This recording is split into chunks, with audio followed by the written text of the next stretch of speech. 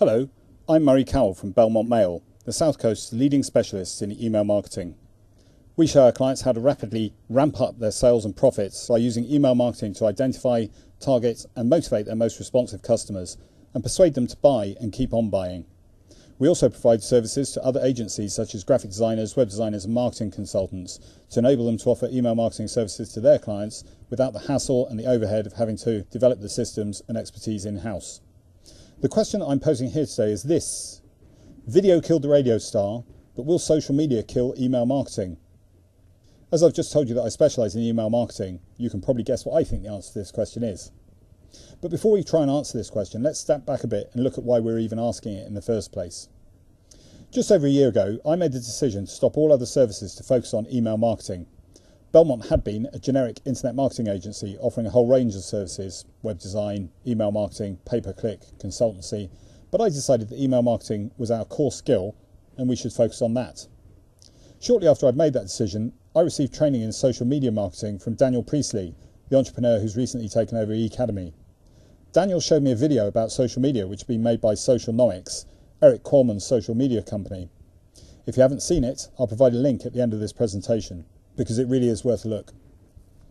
The video contains some shocking statistics. For example, it showed how many younger people are rejecting email as old hat and passé, preferring to carry out all their communications through social networking. Now that was slightly worrying news for someone like me, who just put all his eggs in the email basket. One of the key messages in the video is this: social media isn't a fad, it's a fundamental shift in the way we communicate. That's undoubtedly true. You only have to look around to see that the way people communicate has massively changed as a result of social media. Social media is a huge phenomenon and it's continuing to grow.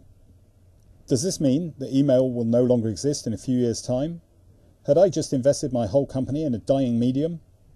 Well, some quite important people seem to think so. And he must know, right? He's worth $20 billion. Or is it 19 or 18? Or 17. Anyway, he's certainly a man of the future. Still, rather than take his word for it, why not let's look at the trends and see what they might be telling us. I'm hoping to show you in this presentation how in the mad scramble for social media some important realities are being overlooked. I'm going to show you some rather surprising facts, and I hope that by the end of the presentation your opinion about the relative importance of email marketing and social media marketing might have changed. And I think that change might well be useful for you in marketing your own or your clients' businesses. So where to start? Well, let's have a look at how email's doing. In 2011, there were 3.1 billion email accounts. By 2016, that's predicted to rise to 4.3 billion accounts. These predictions are not being made by Mystic Meg. Some people who agree with this are companies like Cisco, VMware, EMC. In other words, these predictions are being made by the companies who provide the infrastructure on which the internet runs. So these aren't pie-in-the-sky guesses. These are the estimates on which they're basing their investment plans for the future. Another way of putting this is that 45 years after its invention, email is still predicted to grow another 40% in the next 5 years. Does that sound like a dead medium to you? So how does email use compare with social media use? Well, at the time of doing this presentation, there were 250 million tweets every day. And that compared to 1 billion Facebook updates every day. But look how many emails are being sent. 294 billion every day. And that doesn't include spam emails. That's 294 billion genuine emails. Or to put it another way, almost 300 emails are being sent for every Facebook post. So email dwarfs other communication channels in terms of volume. Okay, but all that tells us is that there's a lot of it. It doesn't mean that any of it is high quality, unlike the majority of tweets and Facebook updates, or that it's any use to you in your marketing. For it to be of any use to marketers, it has to be a channel that people like, want and respond to. So what do people think of the emails that they receive these days? This column in red shows the proportion of people who found less than 1/10 of their inbox interesting. And in 2010, that figure stood at 64%. The column in blue shows the proportion of people who found more than half of their inbox interesting. And in 2010, that was only 9%. But look at how that's changed in 2011. the proportion of people who find less than a tenth of their inbox interesting has dropped right back to 30%. And the percentage of people who find more than half interesting has risen to 30%. So that's good news for email marketers. It means that people are finding their inboxes more interesting, and that means that they're likely to pay more attention to what's in them. Here's some more news. The number of people who signed up to email marketing lists has increased 12% year on year. 35% more marketing emails were sent than the previous year. And open rates, that's the proportion of people who open the emails that they receive, had gone up by 22%. And as a result, 33% more traffic was being driven to websites from email marketing than over the previous year. This means that more people are signing up to email lists, more marketing emails are being sent, more people are opening marketing emails, and more traffic is going to websites as a result than ever before. Email marketing has just had its best ever quarter. So don't believe it if anyone tells you that email marketing is unwelcome amongst consumers. Look at this. In a survey of UK consumers, 7% followed at least one business on Twitter, 45% had liked at least one business on Facebook, but an incredible 94% were signed up to at least one business email. More than twice as many people are receiving business emails as liking businesses on Facebook, and almost 14 times as many as follow a brand on Twitter. 85% of UK consumers are signed up to more than 5 business emails, and 39% are signed up to more than 10. So it just isn't true that people don't like receiving marketing emails. These figures demonstrate otherwise. But there's more. When people were asked which channel they preferred for promotional messages, 77% rated email as their top choice.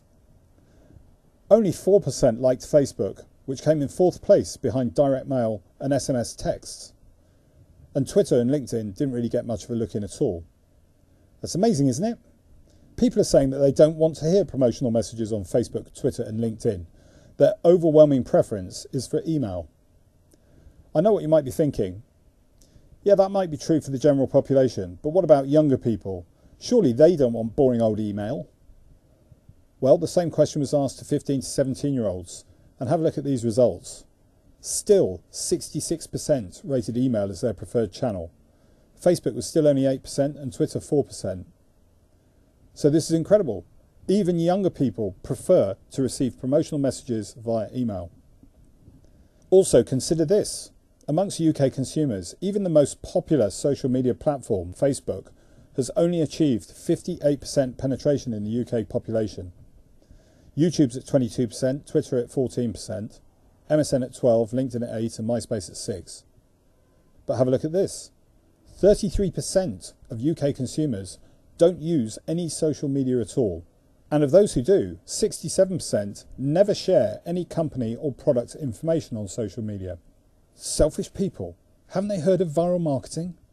In this survey, the use of Facebook is down by 8% over 2010, while the proportion of people who don't use any social media is up by 6%, and the proportion of people who don't share any information is up by 70%. Let's just pause to contemplate that. Fully 1/3 of UK consumers don't use any social media, and that figure's rising. 2/3 of social media users never share company or product information, and that figure's rising.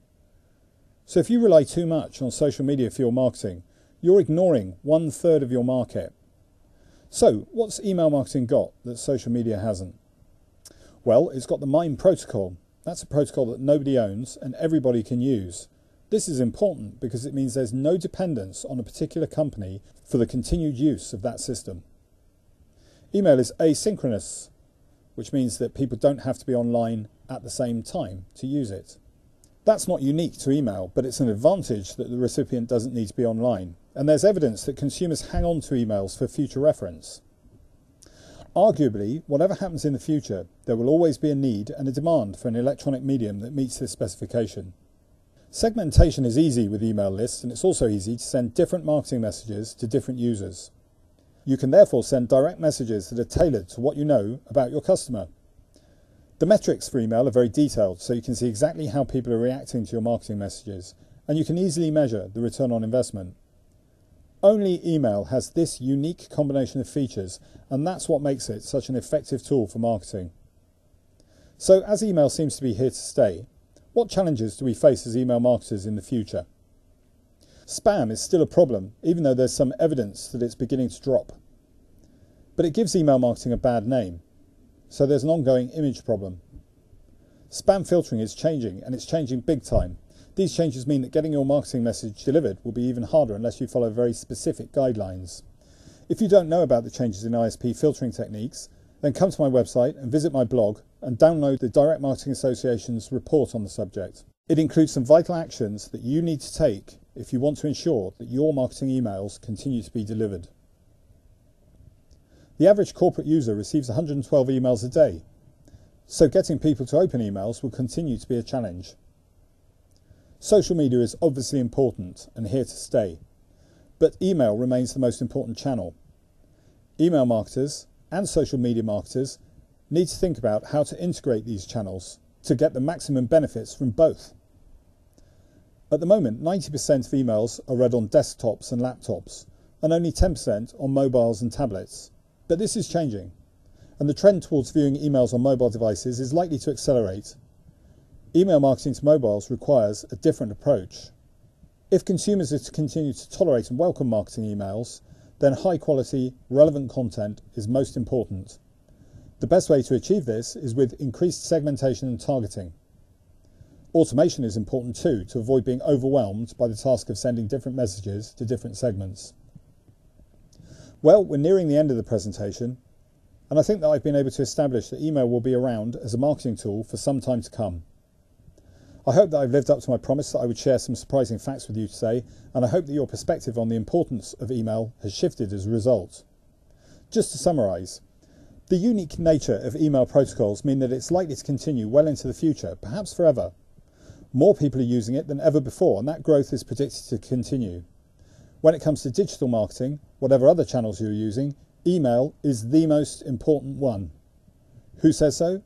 Your customers. Consumers are reacting more positively to well-designed, well-targeted email than ever before. People are joining more email lists than ever before. They're opening more and clicking more, so more traffic reaches websites from email than ever before. Email marketing isn't just surviving, it's not just alive and well, it's absolutely booming. There's never been a better time to use email as a marketing tool. If you're not doing it, or not doing it well, now is the time to sharpen up your act. If you're interested to know more about this subject, or to track these trends with me in the future, then please do. Come to the website www.belmont.uk.com. Download the free ebook, How to Turn Your Email into a Profit Centre. This will sign you up to receive lots of useful information and tips on how to email successfully, and there are lots of free resources and other goodies coming down the line. Sign up to the RSS feed on my blog. And you can also find me on LinkedIn, Twitter and Facebook. Thank you for coming to this presentation, and thank you for your kind attention.